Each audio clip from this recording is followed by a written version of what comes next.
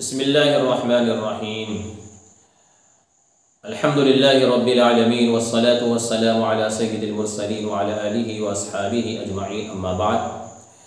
मुहतरम नाज़रीन, नमाज में अरकान के अलावा कुछ सुन्नतें हैं, यानी कुछ अमाल ऐसे हैं जो सुन्नत हैं, यानी उनके करने से नमाज के अंदर कमाल पैदा होगा और न करने से नमाज के अंदर एक किस्म का नक्स और आयब पैदा होगा। और इन सुन्नतों की दो किस्में हैं। एक वो सुन्नत है जिसको हम सुनन हयात कहते हैं, यानी ऐसी सुन्नतें जिनके तर्क पर सजदे सौ सुन्नत नहीं है। और दूसरी किस्म है सुनन अबाज, यानी जिनके तर्क पर सजदे सौ सुन्नत है। उन सुनन अबाज में से पहली सुन्नत 3 रकात वाली नमाज है या 4 रकात वाली नमाज है, तो इन नमाज़ों के अंदर पहला तशहुद, यानी 2 रकात के बाद जो बैठते हैं उसको तशहुद अव्वल कहते हैं। ये उसमें बैठना एक मुस्तकिल सुनन आवाज़ है। और उस तशहुद अव्वल के अंदर फिर तहियात पढ़ना और उसमें अल्लाहुम्मा सल्ली अला मुहम्मद तक दरूद पढ़ना, ये सुनन आवाज़ में दाखिल है। अगर कोई आदमी तशहुद अव्वल को छोड़कर खड़ा हो जाता है और खड़े होने की उसकी मिक़दार क़याम के करीब हो जाती है, रुकू की मिक़दार जो है उससे ऊपर तक वो खड़ा हो जाता है, क़याम के करीब पहुँचता है, तो फिर उसको तशहुद अव्वल की तरफ लौटना दुरुस्त नहीं है।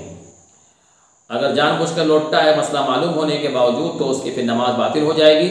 इसलिए कि गोया वो क़याम की तरफ क़याम में मसरूफ़, यानी मुकम्मल खड़ा हो जाए और फिर वो लौट जाए, या क़याम के करीब खड़ा हो जाए और वो लौट जाए, तो गोया वो एक फ़र्ज़ के अंदर मशगूल हो गया था, अब वो सुन्नत की तरफ लौट रहा है, इसलिए उसकी नमाज बातिल होगी। जबकि मसला मालूम न हो तो फिर उसकी नमाज बातिल नहीं होगी। लेकिन अगर तशहुद अव्वल को छोड़ने वाला आदमी इतना खड़ा हुआ है कि अभी रुकू की मिक़दार से करीब है, तो फिर उसको तशहुद अव्वल की तरफ लौटना चाहिए और तशहुद अव्वल उसको मुकम्मल करना चाहिए।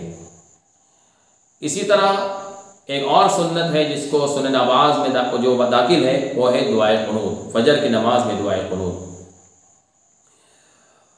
कुनूत ये सुनन आवाज़ में दाखिल है। इसके तर्क पर जो है सजदे सौ करना सुन्नत है। लेकिन कोई आदमी सुनन आवाज़ में से किसी सुन्नत को छोड़ दे और सजदे सौ न करे, तो उसकी नमाज पे कोई फ़र्क नहीं पड़ेगा, उसकी नमाज दुरुस्त हो जाएगी।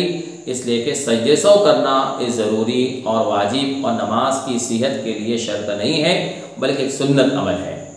दुआए कुनूत को छोड़ने वाला अगर दुआए कुनूत को छोड़कर वो सजदे की तरफ चला जाए, यहाँ तक कि सजदे के करीब पहुँचा, यहाँ तक कि उसने अपने दोनों हाथों को ज़मीन पे रखा, घुटनों को भी रखा, पेशानी रखना बाकी है, और उसको याद आ जाए कि मैं दुआए कुनूत को छोड़ा हूँ और वो दुआए कुनूत को पढ़ने के लिए वापस क़याम के इत्तिदाल की तरफ लौटना चाहता है, तो वहाँ पर उसको इजाज़त और गुंजाइश है। वल्लाहु आलम बिस्सवाब व आखिरु दाअवाना अल्हम्दुलिल्लाहि रब्बिल आलमीन।